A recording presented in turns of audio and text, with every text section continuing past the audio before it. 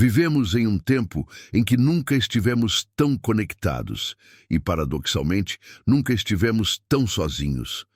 Cercados por telas que refletem nossos próprios gostos, opiniões e desejos, passamos a viver dentro de um espelho infinito onde o diferente é filtrado, suavizado ou simplesmente apagado. Byung-Chul Han chama isso de o fim do outro, o desaparecimento daquele que nos confronta, nos frustra e nos obriga a sair de nós mesmos.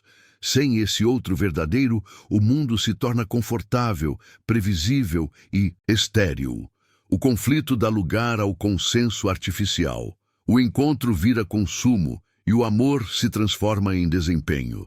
Neste roteiro, vamos atravessar essa ideia em profundidade, entendendo como os algoritmos moldam nossas relações, como a positividade excessiva destrói o eros, e porque, sem o outro, não há crescimento, nem desejo, nem verdadeira liberdade. Para compreender o que Byung-Chul Han chama de o fim do outro, é preciso antes entender que o outro, na filosofia, nunca foi apenas alguém diferente de nós no sentido superficial, mas uma presença que resiste, que não se deixa absorver facilmente, que impõe limites ao nosso desejo e frustra a nossa vontade de domínio.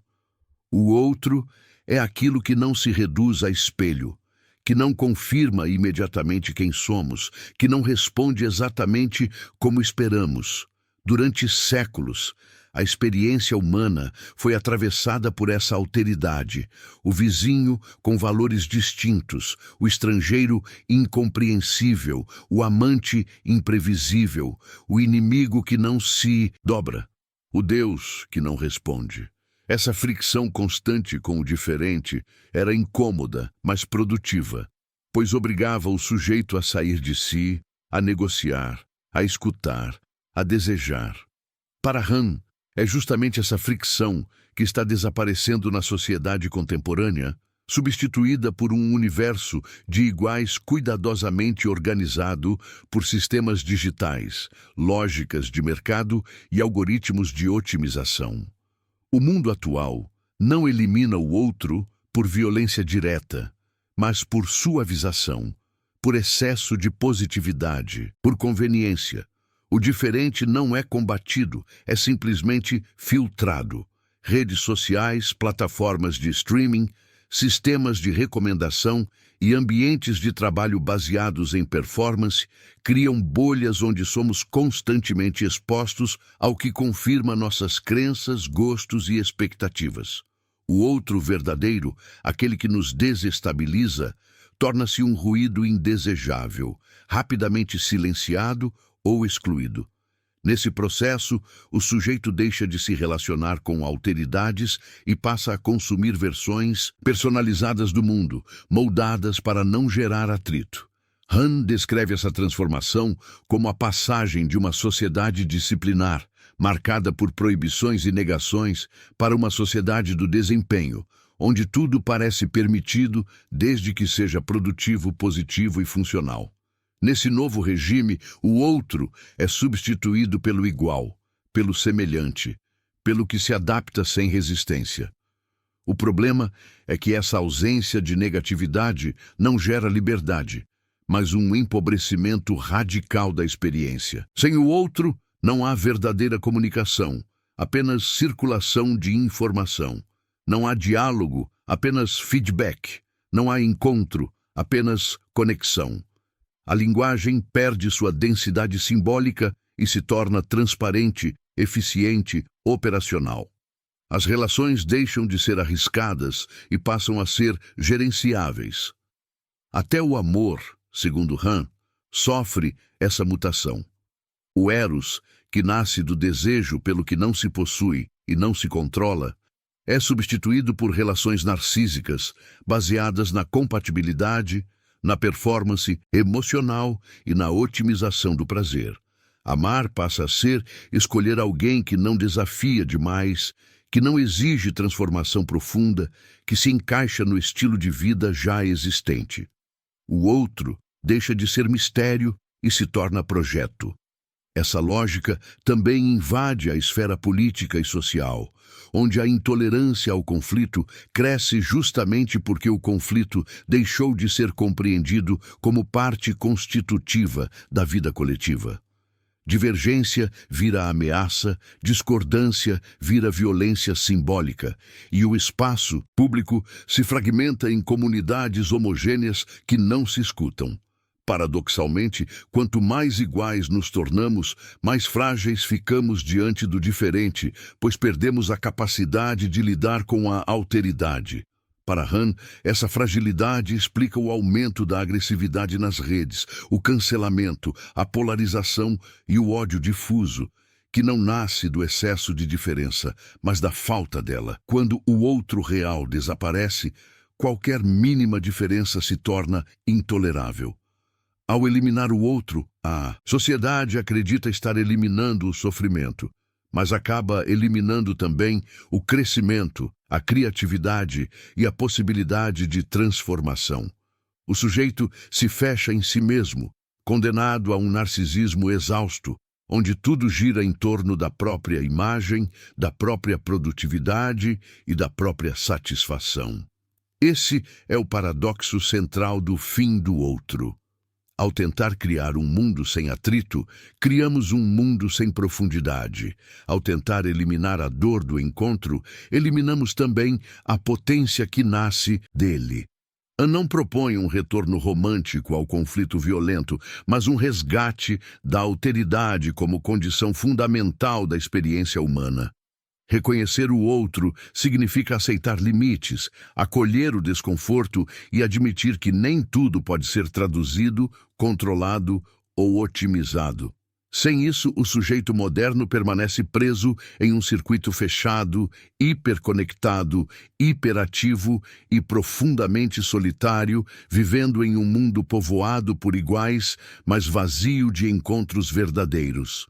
Na continuação da análise de Byung-Chul Han sobre o fim do outro, torna-se necessário aprofundar o papel central que a tecnologia e os algoritmos desempenham nesse processo de eliminação silenciosa da alteridade, pois é neles que a lógica da semelhança encontra sua forma mais eficiente e invisível.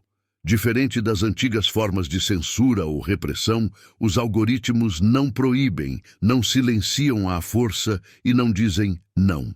Eles dizem sim o tempo todo, mas apenas ao que se encaixa, ao que confirma, ao que reforça padrões já existentes.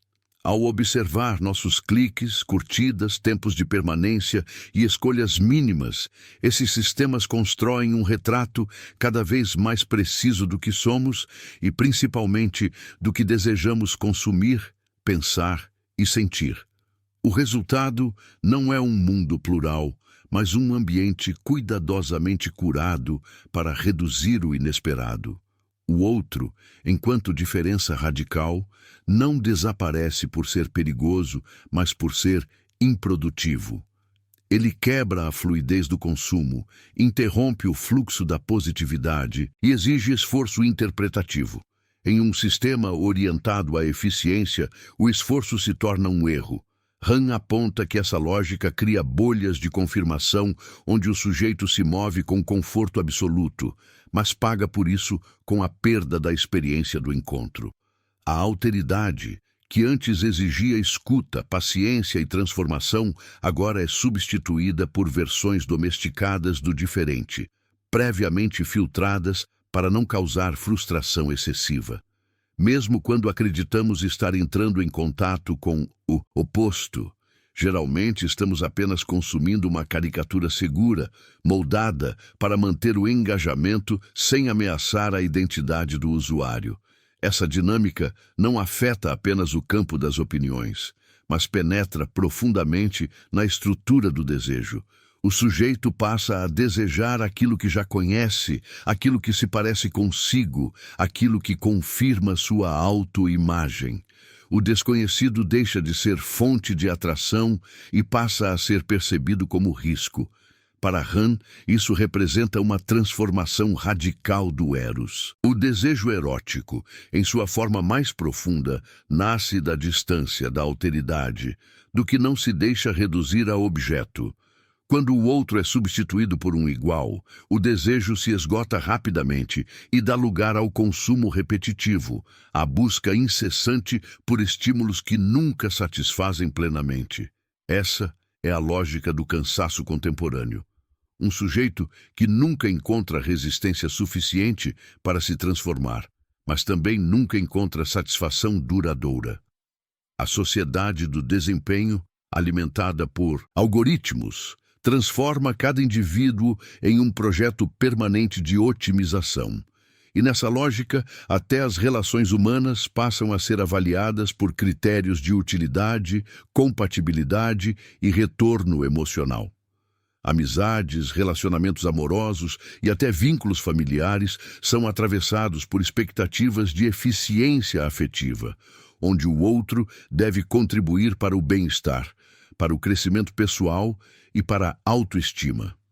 Quando isso não acontece, o vínculo se torna descartável. O outro deixa de ser alguém com quem se convive e passa a ser alguém que se gerencia.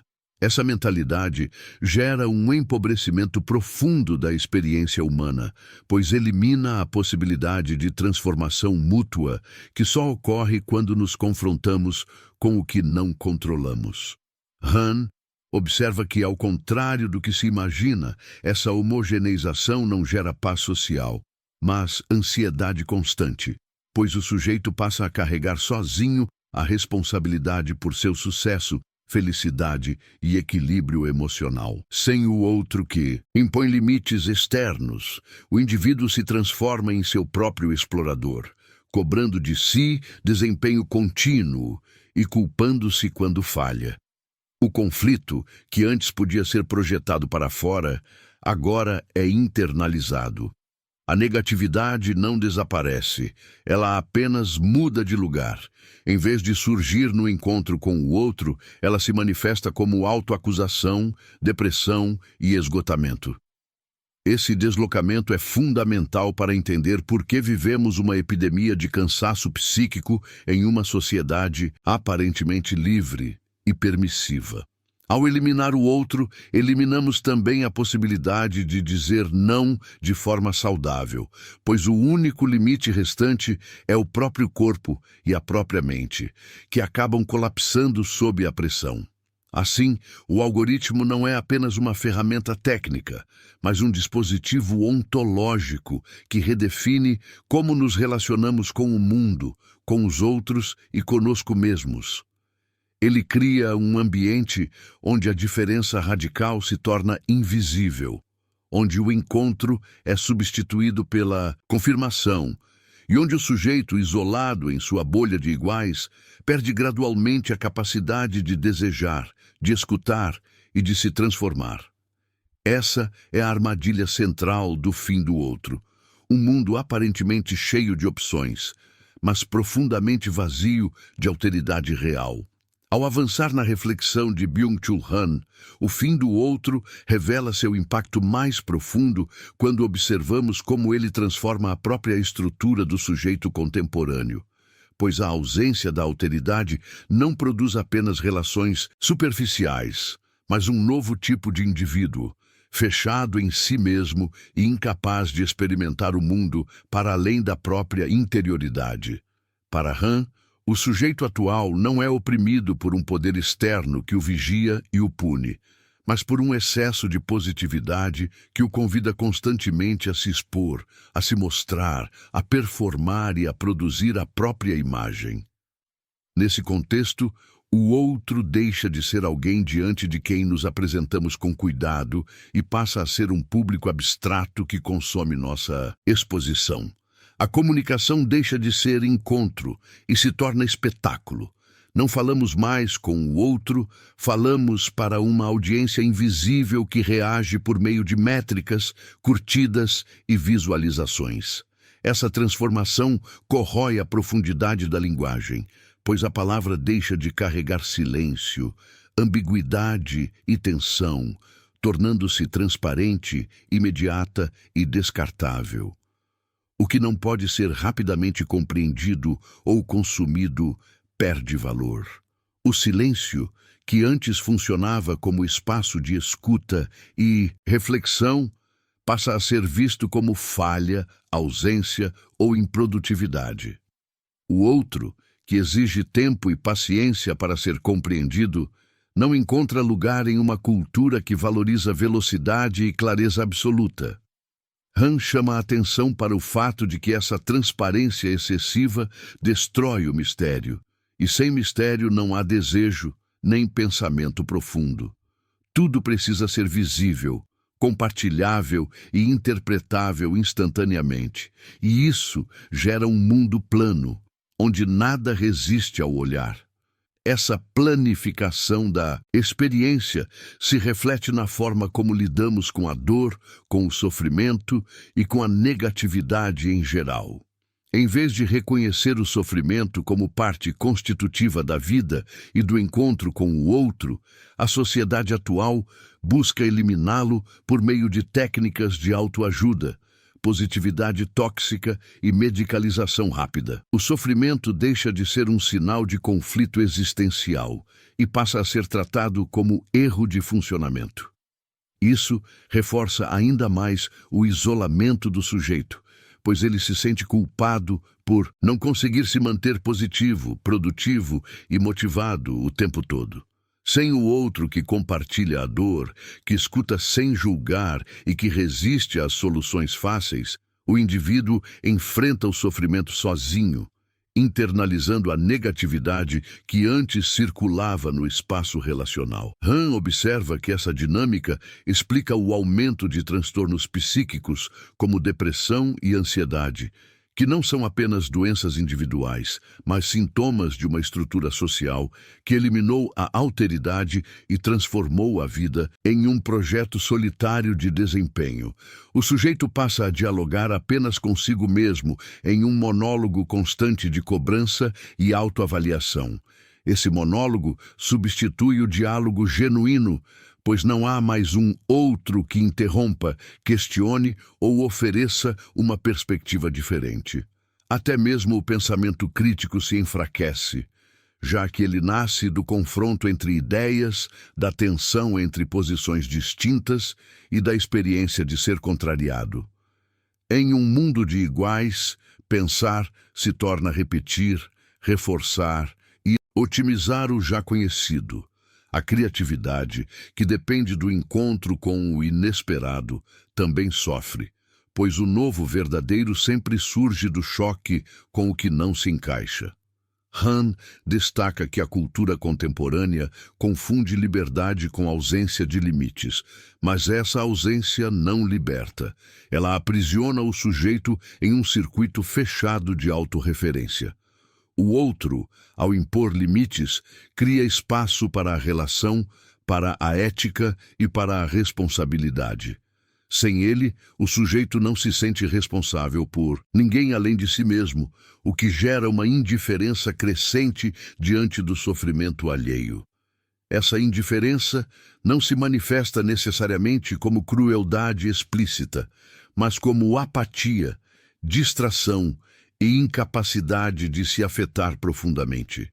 O excesso de informação e imagens de sofrimento, consumidas sem contexto e sem relação direta, anestesia a sensibilidade e reforça a distância emocional. Assim, o fim do outro não é um evento abrupto, mas um processo gradual de esvaziamento da experiência humana, no qual perdemos a capacidade de nos deixar tocar pelo que é realmente diferente. Ao eliminar a alteridade, a sociedade acredita estar criando um ambiente mais seguro e controlável, mas acaba produzindo sujeitos frágeis, isolados e incapazes de lidar com a complexidade do mundo. Han propõe que recuperar o outro não significa buscar conflitos artificiais ou exaltar a negatividade pela negatividade, mas reaprender a escutar, a suportar o silêncio, a aceitar a opacidade do outro e a reconhecer que nem tudo pode ser traduzido em dados, métricas ou performances. Somente assim, o sujeito pode sair de si mesmo e reencontrar a possibilidade de um mundo verdadeiramente compartilhado, onde o encontro com o diferente não seja visto como ameaça, mas como condição fundamental para a vida, o pensamento e o desejo. Na quarta camada da reflexão de Byung-Chul Han sobre o fim do outro, torna-se essencial observar como essa eliminação da alteridade afeta diretamente a ética, pois a ética só existe quando há alguém diante de nós, que não pode ser reduzido a objeto, função ou espelho. Para Han, a ética nasce do encontro com o rosto do outro, no sentido profundo de ser confrontado por algo que exige responsabilidade e que não pode ser plenamente compreendido ou dominado. Quando o outro desaparece, a ética se dissolve e é substituída por regras funcionais, códigos de conduta e protocolos de desempenho que simulam responsabilidade, mas não a produzem de fato. Em um mundo de iguais, não somos eticamente responsáveis por alguém, apenas gerenciamos relações. A responsabilidade deixa de ser um chamado vindo de fora e passa a ser um cálculo interno, uma avaliação de custo-benefício emocional, social ou profissional. Essa transformação é sutil, mas devastadora, pois ela altera a maneira como lidamos com o sofrimento alheio. Em vez de nos sentirmos interpelados pela dor do outro, passamos a reagir de forma técnica, oferecendo soluções rápidas, frases prontas ou distanciamento emocional. O sofrimento se torna um problema a ser resolvido, não uma experiência a ser compartilhada.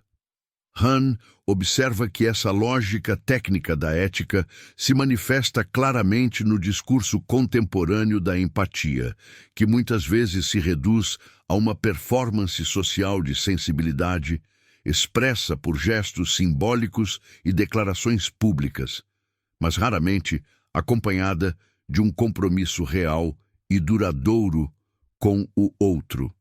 A empatia performativa permite que o sujeito se sinta moralmente correto, sem precisar se expor ao desconforto do encontro verdadeiro, pois ela é exibida, contabilizada e esquecida rapidamente. Nesse sentido, o fim do outro não elimina a moralidade, mas a transforma em espetáculo.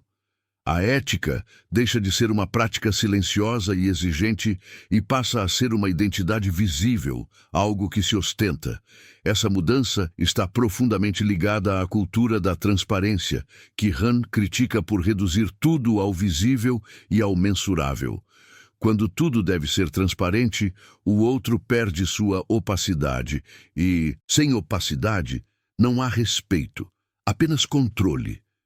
Respeitar o outro significa aceitar que ele não é totalmente acessível, que há algo nele que escapa à compreensão e que justamente por isso merece cuidado.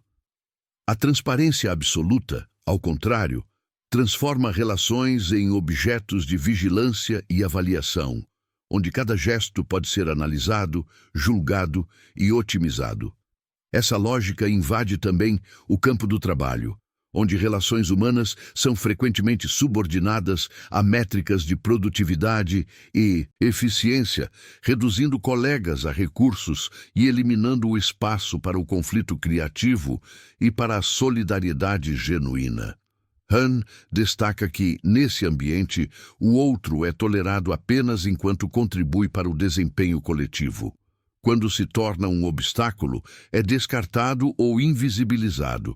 Essa mesma lógica se estende à política, onde o adversário deixa de ser um outro legítimo com quem se disputa o futuro comum e passa a ser visto como inimigo moral ou erro a ser eliminado.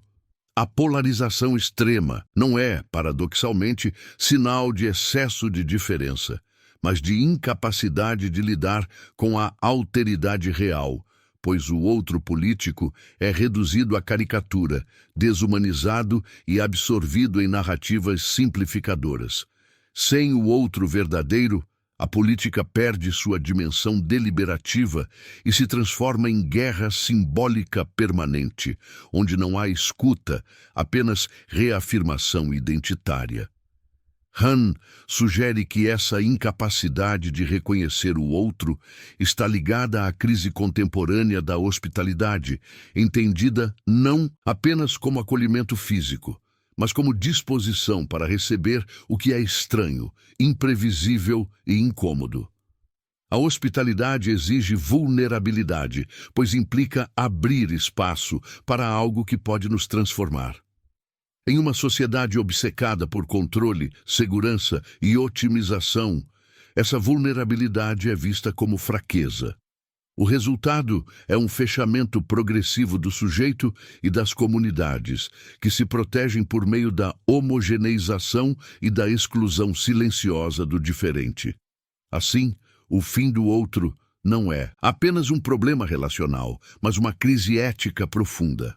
Pois sem alteridade não há responsabilidade, sem responsabilidade não há cuidado, e sem cuidado a convivência humana se reduz a uma gestão fria de interesses. Recuperar o outro, nessa perspectiva, significa recuperar a ética como prática viva, baseada no reconhecimento da fragilidade compartilhada e na aceitação de que viver juntos implica suportar o desconforto do que não se encaixa. Para Han, somente ao reintroduzir a alteridade no centro da experiência podemos reconstruir uma ética que não seja espetáculo nem cálculo, mas resposta genuína ao chamado silencioso do outro que insiste em existir, mesmo em um mundo que tenta constantemente apagá-lo. Na quinta etapa do pensamento de Byung-Chul Han sobre o fim do outro, a análise se aprofunda na relação entre alteridade e tempo, pois a eliminação do outro não acontece apenas no espaço das relações, mas também na forma como vivenciamos o tempo e a espera. Para Han, o outro introduz demora, interrupção e suspensão, elementos essenciais para que algo verdadeiramente novo possa emergir. O encontro com o outro não é imediato nem totalmente previsível. Ele exige paciência, escuta e disposição para não saber. No entanto, a sociedade contemporânea, estruturada pela lógica da aceleração, rejeita qualquer forma de lentidão que não produza resultados mensuráveis. O tempo passa a ser visto exclusivamente como recurso, algo a ser otimizado, preenchido e explorado. Nesse contexto, o outro se torna um obstáculo temporal, pois ele desacelera, exige negociação e resiste à instantaneidade. Ao eliminar o outro, a sociedade acredita estar ganhando eficiência, mas, na verdade, perde profundidade temporal. Tudo precisa acontecer agora, ser resolvido rapidamente, ser compreendido sem esforço. Essa compressão do tempo destrói a experiência do amadurecimento, pois crescer implica atravessar períodos de incerteza, conflito e espera. Han observa que o desaparecimento do outro está diretamente ligado à incapacidade contemporânea de suportar a frustração, já que a frustração nasce do intervalo entre desejo e satisfação, um intervalo que só existe quando algo ou alguém nos resiste. Quando tudo é imediatamente acessível e ajustável às nossas preferências, o desejo perde sua estrutura e se transforma em consumo impulsivo. O sujeito deixa de desejar e passa a exigir. Essa exigência permanente gera impaciência crônica, pois nenhuma satisfação é suficiente quando não houve espera. No campo das relações humanas, isso se manifesta como intolerância ao ritmo do outro, à sua lentidão, às suas hesitações e silêncios. O outro precisa responder rápido, se adaptar rápido, evoluir rápido. Caso contrário, é substituído. A lógica do descarte invade o campo afetivo, transformando vínculos em contratos temporários, sujeitos à revisão constante. Han associa essa dinâmica ao colapso da narrativa, pois narrar exige tempo, continuidade e memória compartilhada. Em um mundo acelerado e sem alteridade, as histórias se fragmentam em episódios desconectados, consumidos rapidamente e esquecidos com a mesma rapidez. A vida deixa de ser percebida como um percurso e passa a ser vivida como uma sequência de instantes intensos, porém vazios. O outro, que antes ajudava a construir uma história comum, desaparece junto com a possibilidade de uma narrativa compartilhada. Isso tem efeitos profundos sobre a identidade, pois o sujeito passa a se definir não mais por uma história vivida com outros, mas por um conjunto de performances momentâneas, registradas e avaliadas. A identidade se torna fluida, adaptável e superficial, incapaz de se enraizar em experiências duradouras.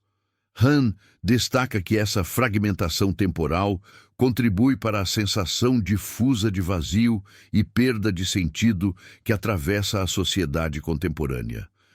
Mesmo com agendas cheias e estímulos constantes, o sujeito sente que nada realmente acontece, pois nada permanece.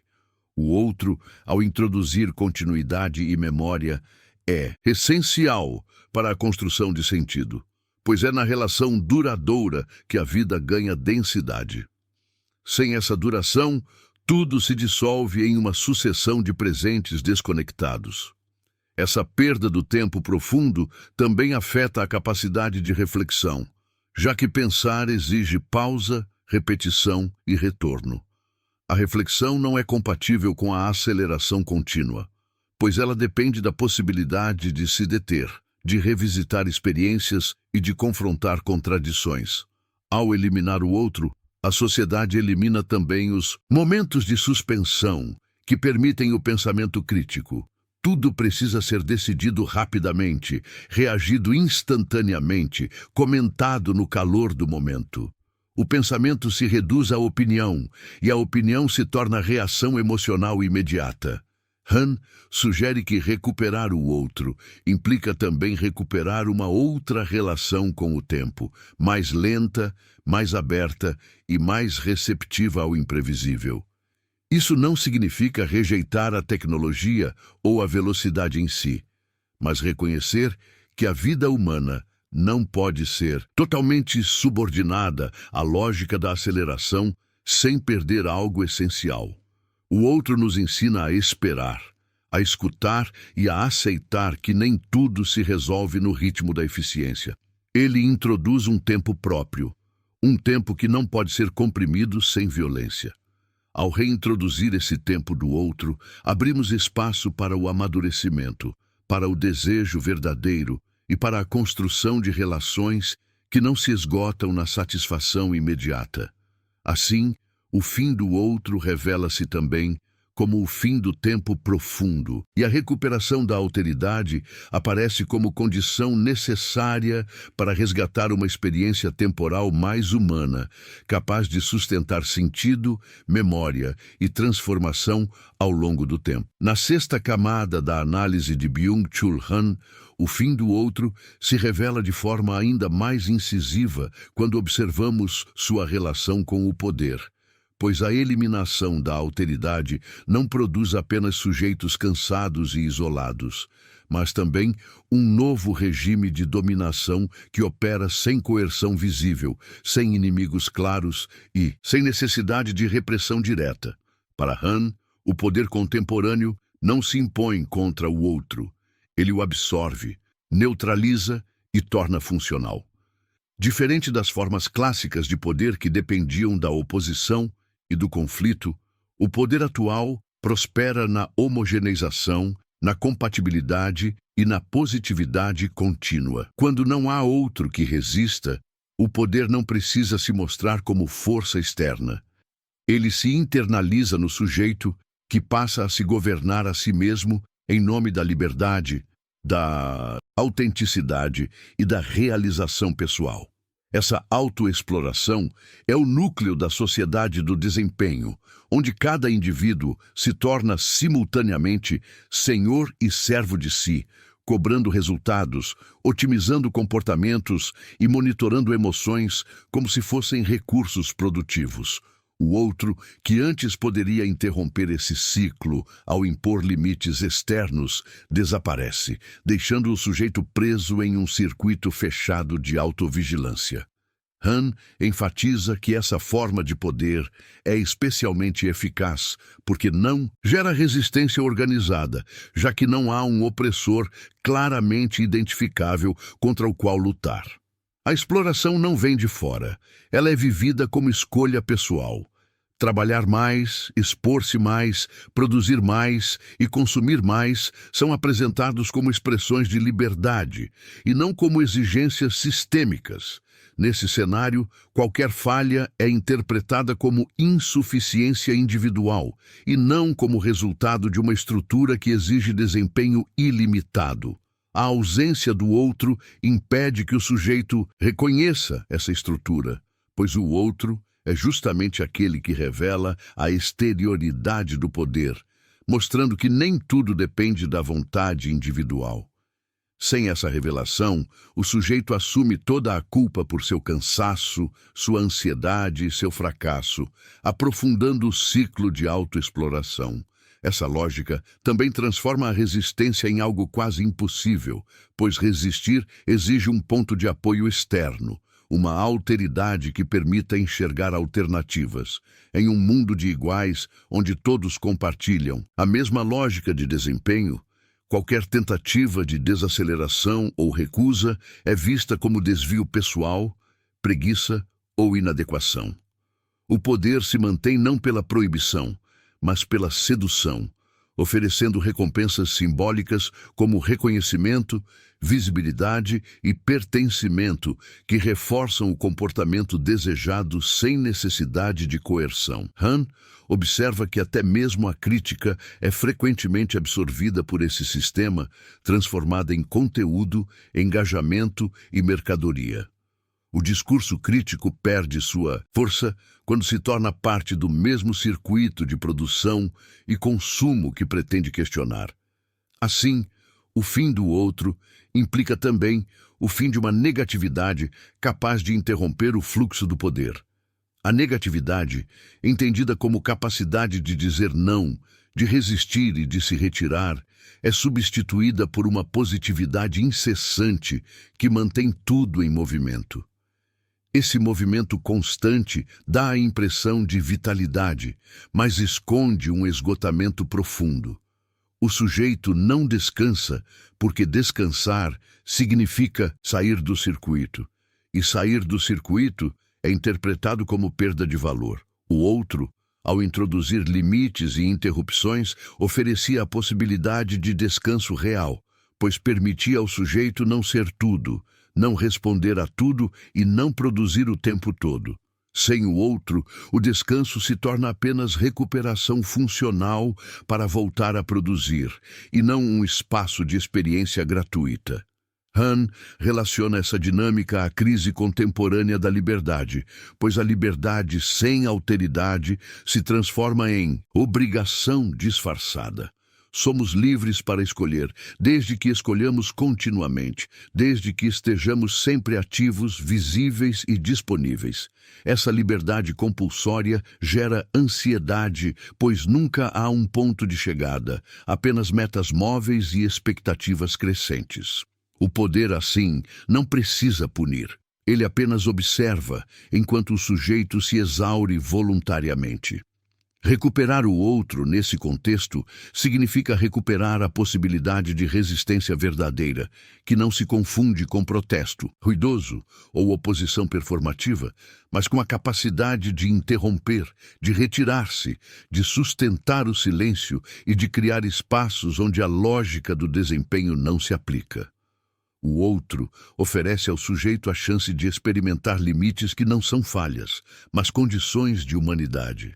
Ao reconhecer o outro, reconhecemos também que não somos totalmente responsáveis por tudo, que existem forças externas, estruturas e relações que nos atravessam e nos condicionam. Essa consciência não diminui a liberdade.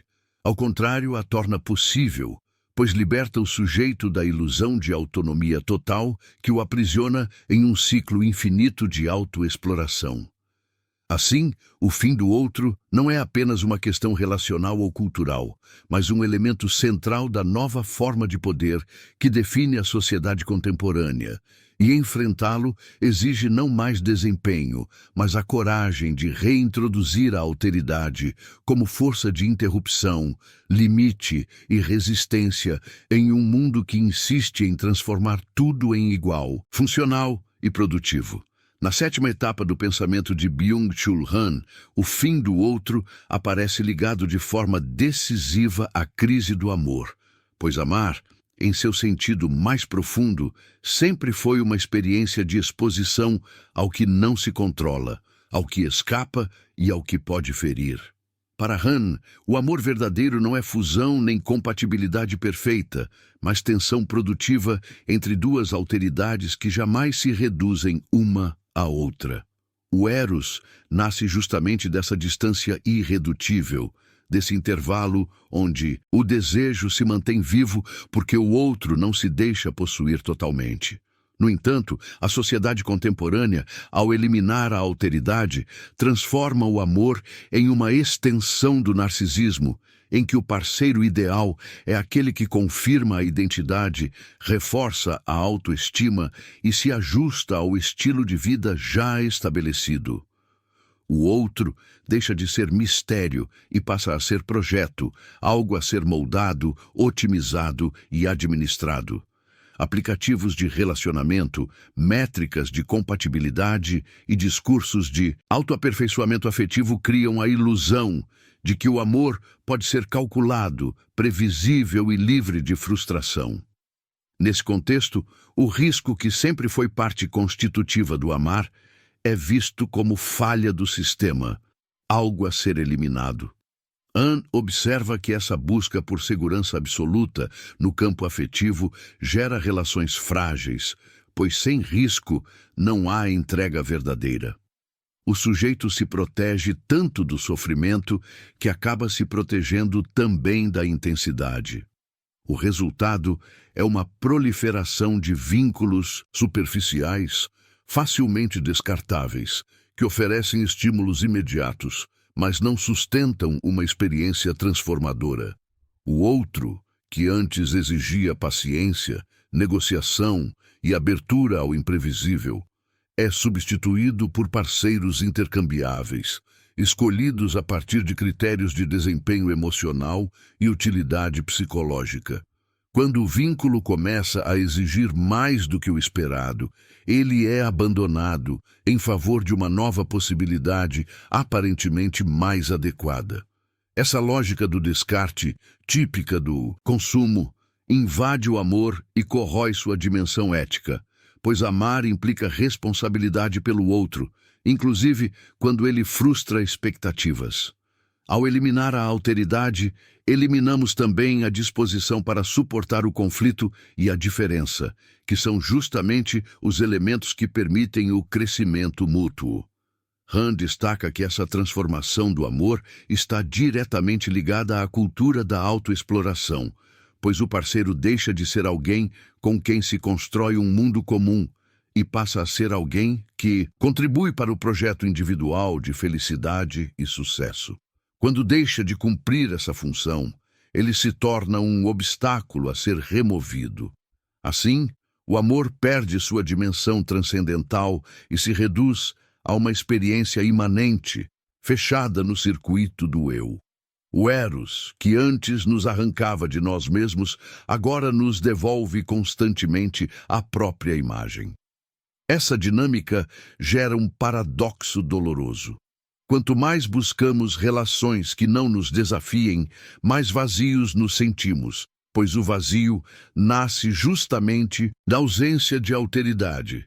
Sem o outro que nos confronta, não há transformação real, apenas repetição de padrões. Han sugere que essa crise do amor explica, em parte, a sensação difusa de solidão que atravessa sociedades hiperconectadas, pois estar cercado de contatos não é o mesmo que estar em relação. A relação verdadeira exige presença, escuta e disposição para ser afetado, elementos que não podem ser otimizados nem acelerados. O outro, ao resistir, obriga o sujeito a sair de si, a revisar certezas e a aceitar limites. Essa experiência, embora desconfortável, é fonte de crescimento e profundidade. Ao evitar sistematicamente essa exposição, o sujeito preserva sua imagem, mas perde a possibilidade de encontro. Han não idealiza relações passadas, nem propõe um retorno a modelos tradicionais, mas alerta para o risco de uma sociedade que transforma o amor em performance e o desejo em consumo. Recuperar o outro no campo afetivo significa aceitar que amar envolve perda de controle, tempo, frustração e vulnerabilidade. Significa reconhecer que o outro não existe para nos completar, mas para nos transformar. Sem essa transformação, o amor se esgota rapidamente e dá lugar ao tédio, à indiferença ou à busca incessante por novos estímulos. O fim do outro, portanto, não empobrece apenas o pensamento ou a política, mas atinge o núcleo mais íntimo da experiência humana, pois sem alteridade, o amor perde sua força criadora e se torna apenas mais uma atividade dentro do circuito de desempenho. Reintroduzir o outro no amor é reintroduzir a possibilidade de um encontro que não se deixa reduzir a cálculo, utilidade ou satisfação imediata, mas que abre espaço para uma experiência que excede o eu e devolve profundidade à vida compartilhada. Na oitava parte da análise de Byung-Chul Han, o fim do outro se manifesta de forma ainda mais profunda na transformação da linguagem, pois a linguagem sempre foi o espaço privilegiado onde a alteridade se apresentava e resistia. Para Han, falar com o outro nunca foi apenas transmitir informação, mas expor-se ao imprevisível da resposta, ao mal-entendido, à interpretação que escapa ao controle do emissor. A linguagem verdadeira carrega silêncio, ambiguidade e negatividade, elementos que obrigam o sujeito a sair de si e a confrontar algo que não domina completamente. No entanto, a sociedade contemporânea converte a linguagem em instrumento de eficiência, clareza total e positividade constante, eliminando tudo aquilo que poderia gerar fricção ou desacordo. Emojis, likes, reações rápidas e mensagens curtas reduzem a comunicação a sinais de aprovação ou rejeição imediata, empobrecendo o espaço do diálogo. O outro, que antes surgia na linguagem como alguém que interpreta de forma distinta, agora é neutralizado por sistemas que priorizam respostas previsíveis e alinhadas. Algoritmos filtram o conteúdo, selecionam palavras, sugerem respostas e moldam discursos, criando bolhas linguísticas onde quase não há choque entre visões de mundo. Nesse ambiente, a linguagem deixa de ser um lugar de encontro e passa a ser um espelho coletivo, refletindo apenas aquilo que já é aceito pelo grupo. Han observa que essa homogeneização da linguagem contribui para o desaparecimento do pensamento crítico, pois pensar exige demora, contradição e exposição ao que não se encaixa. Quando a linguagem se torna lisa e sem resistência, o pensamento também se torna raso. O outro, que antes interrompia o fluxo automático das ideias, agora é excluído em nome da fluidez comunicacional. A conversa se transforma em troca de confirmações, não em investigação compartilhada da verdade. Nesse cenário, até mesmo o conflito é visto como falha de comunicação, algo a ser corrigido rapidamente, em vez de reconhecido como parte constitutiva do diálogo humano. Han destaca que a negatividade do outro na linguagem é fundamental para a formação do sujeito, pois é no confronto com aquilo que não entendemos ou não concordamos que somos obrigados a refletir, revisar posições e amadurecer. Ao eliminar essa negatividade, a sociedade cria indivíduos linguisticamente isolados, incapazes de sustentar debates profundos ou de lidar com discordâncias reais. A linguagem perde sua dimensão ética, pois falar com o outro implica responsabilidade pelo efeito das palavras e abertura para ser transformado pela resposta. Quando tudo é reduzido a desempenho comunicacional, o discurso passa a ser avaliado não pela sua verdade ou profundidade, mas pelo seu engajamento, alcance e capacidade de agradar. O outro deixa de ser interlocutor e se torna público-alvo. Essa mudança altera radicalmente a forma como construímos sentido coletivo, pois o espaço público, que deveria ser lugar de pluralidade e confronto de ideias, transforma-se em um mercado de opiniões otimizadas para consumo rápido.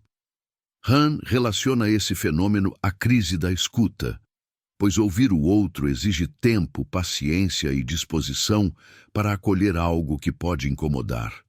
Na sociedade da aceleração, escutar se torna um luxo improdutivo e o silêncio, que sempre foi parte essencial da linguagem, é percebido como vazio a ser preenchido imediatamente. A proliferação de ruído constante impede a escuta verdadeira, pois o sujeito está sempre ocupado em produzir respostas, conteúdos e narrativas sobre si mesmo. Assim, a linguagem deixa de abrir espaço para o outro e passa a reforçar o circuito autorreferencial do eu. Han alerta que essa transformação não é neutra, pois afeta diretamente a democracia, a educação e a convivência social. Sem uma linguagem capaz de sustentar a alteridade, o dissenso se torna ameaça e a diferença inimiga. O diálogo é substituído por monólogos paralelos que não se encontram, apenas se chocam superficialmente. Recuperar o outro na linguagem significa resgatar a lentidão, a escuta e a disposição para o mal-entendido produtivo. Significa aceitar que nem toda comunicação precisa ser eficiente ou agradável, pois algumas verdades só emergem através do desconforto e da resistência. O outro, ao falar de forma inesperada, rompe a repetição automática do discurso e reabre a possibilidade de pensamento. Sem essa ruptura, a linguagem se esvazia de sentido e se torna apenas mais um instrumento de gestão da realidade. Para Han, devolver à linguagem sua dimensão de alteridade é condição essencial para recuperar a profundidade da experiência humana, pois é na palavra compartilhada, imperfeita e arriscada, que o mundo comum pode novamente ser construído.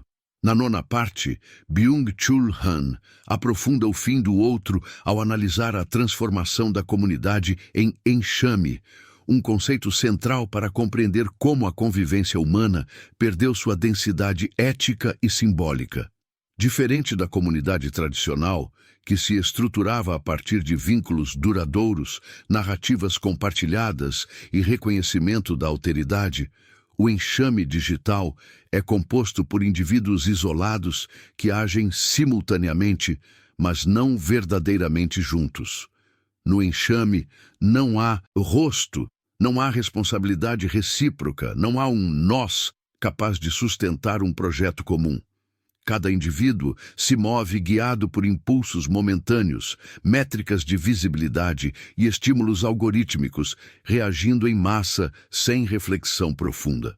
Han observa que o enxame é barulhento, hiperativo e extremamente eficiente em produzir ruído, mas incapaz de criar sentido duradouro. Ele se agita, ataca, cancela, exalta e abandona com a mesma rapidez, pois não existe compromisso real com o outro. Diferente da multidão política do passado, que podia se organizar em torno de ideais e lideranças, o enxame carece de direção ética, já que cada ação é motivada pelo desejo individual de atenção e reconhecimento. O outro, nesse contexto, não aparece como alguém com quem se constrói algo, mas como obstáculo, concorrente ou simples estatística. A empatia se dissolve porque o enxame não vê pessoas, apenas perfis, números e sinais. Han destaca que essa forma de agregação elimina a possibilidade de solidariedade verdadeira, pois a solidariedade exige permanência, memória e disposição para suportar o peso do outro ao longo do tempo. No enxame, ninguém permanece tempo suficiente para assumir essa carga. O engajamento é instantâneo e descartável, o que transforma até mesmo causas morais em eventos passageiros, consumidos e esquecidos rapidamente. Essa dinâmica cria a ilusão de participação coletiva, quando, na verdade, reforça o isolamento individual, já que cada sujeito age sozinho, mesmo cercado por milhares de outros. Han relaciona esse fenômeno ao enfraquecimento da política, pois a política pressupõe diálogo, negociação e reconhecimento da diferença. O enxame, ao contrário, reage de forma automática e emocional, sem espaço para mediação ou escuta. O outro político, aquele que pensa diferente, é visto como inimigo a ser eliminado simbolicamente, não como interlocutor. Essa lógica intensifica a polarização e empobrece o debate público, reduzindo questões complexas a slogans e ataques pessoais. O enxame não constrói, apenas consome e destrói rapidamente. Han alerta que essa forma de organização social favorece sistemas de poder invisíveis, pois indivíduos isolados são mais fáceis de direcionar e controlar. Sem laços comunitários fortes, o sujeito perde referências externas que poderiam resistir às narrativas dominantes. O outro, que antes funcionava como limite e contraponto, desaparece, e o indivíduo fica preso em um circuito fechado de estímulos e respostas. Recuperar a comunidade, para Han, não significa retornar nostalgicamente ao passado, mas reconstruir espaços onde a alteridade possa existir sem ser imediatamente absorvida ou eliminada. Significa aceitar a lentidão da convivência, o conflito prolongado e a dificuldade de manter vínculos reais. Sem isso, a sociedade permanece presa ao movimento incessante do enxame, que parece vivo e poderoso, mas é estruturalmente frágil e incapaz de sustentar um mundo comum. Na 10ª e última parte, Byung-Chul Han conduz a reflexão até seu ponto mais inquietante ao tratar da possibilidade de resistência ao fim do outro e do que ainda pode ser salvo em uma sociedade que parece estruturalmente organizada para eliminar a alteridade. Han não oferece soluções fáceis, nem promessas otimistas de redenção tecnológica ou política. Pelo contrário, ele afirma que a crise do outro é profunda porque nasce do próprio desejo contemporâneo de conforto, transparência e controle absoluto. O outro incomoda porque atrasa, frustra, contraria expectativas e impõe limites ao ego. A sociedade do desempenho, porém, não tolera limites. Ela exige positividade constante, crescimento contínuo e eficiência total. Nesse cenário, o outro é percebido como falha no sistema. Han argumenta que a verdadeira resistência começa justamente na reabilitação da negatividade, isto é, daquilo que não se deixa integrar facilmente. O silêncio, a demora, a contemplação e até o tédio tornam-se atos subversivos em um mundo orientado pela aceleração. Recuperar o outro significa aceitar relações que não geram lucro imediato, curtidas ou validação instantânea. Significa sustentar o encontro mesmo quando ele não é agradável, produtivo ou performático. Han conecta essa ideia à noção de eros, entendida não como erotismo superficial, mas como força que nos desloca de nós mesmos em direção ao que não controlamos. O eros só existe onde há distância, mistério e risco. Quando tudo é transparente, calculável e previsível, o eros morre. A sociedade digital, ao eliminar o mistério do outro, elimina também a possibilidade de transformação verdadeira. O sujeito permanece preso a si mesmo, girando em torno da própria imagem, incapaz de ser afetado profundamente. Han afirma que essa clausura do eu gera um sofrimento silencioso, pois o ser humano só se realiza plenamente quando sai de si. A depressão contemporânea, nesse sentido, não nasce apenas do excesso de trabalho, mas da ausência de alteridade significativa. Sem o outro, não há narrativa, apenas repetição. Não há história, apenas atualização constante. O tempo se fragmenta em instantes desconectados e a vida perde profundidade simbólica. Han observa que a ética também se dissolve nesse processo, pois a ética pressupõe responsabilidade diante do outro. Quando o outro desaparece, resta apenas a autorreferência moral, em que cada indivíduo define seus próprios critérios sem confronto real. Isso não gera liberdade, mas fragilidade, pois o sujeito fica sozinho diante de suas escolhas, sem espelhos externos que o desafiem. A reconstrução do outro passa, portanto, por uma mudança radical de sensibilidade. É preciso reaprender a escutar, não para responder imediatamente, mas para suportar o que é dito. É preciso recuperar espaços de presença real, onde o corpo, a voz e o olhar tenham peso. Han não propõe o abandono da tecnologia, mas alerta que, sem limites claros, ela continuará colonizando todas as dimensões da vida. O desafio do nosso tempo não é aumentar a comunicação, mas torná-la significativa novamente. Isso exige desacelerar, aceitar conflitos prolongados e reconhecer que nem tudo pode ser resolvido por consenso rápido ou métricas de engajamento. O outro verdadeiro não confirma, ele transforma. E essa transformação dói, desestabiliza e exige coragem. Han conclui que apenas ao aceitar essa dor é possível recuperar o eros, a comunidade e o sentido de um mundo comum.